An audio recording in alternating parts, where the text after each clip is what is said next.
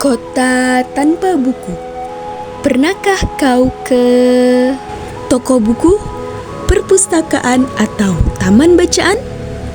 Tidakkah kau merasa istimewa ketika berada di dalamnya?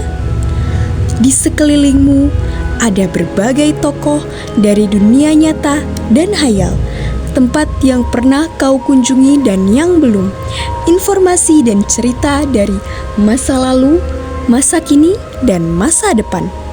Semua berpadu, semua berada dalam genggamanmu. Saat berada di antara buku, tidakkah kau merasa menjadi raja dan ratu?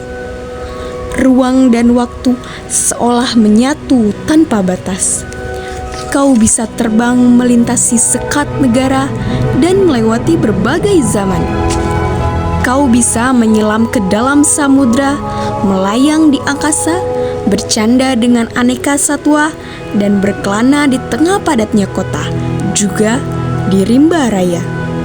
Kau tahu, buku adalah jendela dunia, kunci pengetahuan, dan pintu wawasan. Muhammad Hatta, sang proklamator, berkata, "Aku rela di penjara asalkan bersama buku, karena dengan buku aku bebas." Melalui buku, manusia terbebas dari ketidaktahuan. Tempat-tempat yang dipenuhi buku adalah harapan berkembangnya pengetahuan dan wawasan. Apa jadinya jika kota tanpa buku? Pantaskah dia disebut kota? Di kota itu, mungkin kabar datang dari sumber lain, dari koran, televisi, atau internet.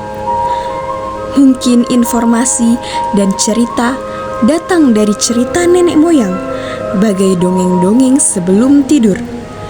Irama warganya pun tiada beda. Bangun pagi, bertebaran di muka bumi untuk berbagai keperluan, untuk kembali pulang siang atau sore harinya. Setelah itu mereka berangkat tidur dan mulai lagi hari berikutnya. Semua serupa. Di kota itu mungkin ada bangunan bernama perpustakaan. Di dalamnya buku-buku berderet dalam rak yang tak terjamah. Tiada tangan meraih dan membuka halaman demi halaman dengan sukacita.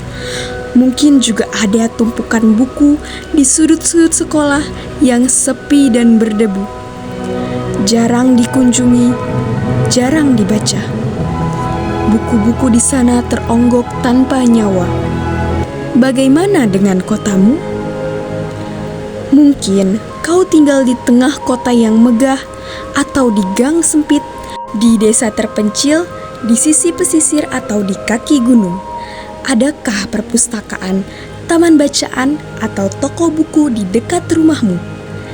Jika ada, apakah tempat itu menjadi wadah berkumpulnya anak-anak dan warga, menjadi pusat berkembangnya wawasan dan pengetahuan, atau hanya menjadi pajangan? Maukah kau menjadi orang yang menghidupkannya? Kau bisa mengunjunginya dan mengajak teman-teman membaca dan berbagi cerita di sana. Jadikan tempat itu sumber kegembiraan dan pengetahuan. Jika tempat itu belum ada, maukah kau menjadi orang yang mulai menghadirkannya? Kau bisa memulai dari sebuah sudut di teras rumahmu. Ajak teman-temanmu memulai langkah baru. Jangan biarkan waktu berlalu tanpa buku. Siapapun dirimu, bersahabatlah dengan buku. Dia akan menjadi teman setiamu sepanjang waktu.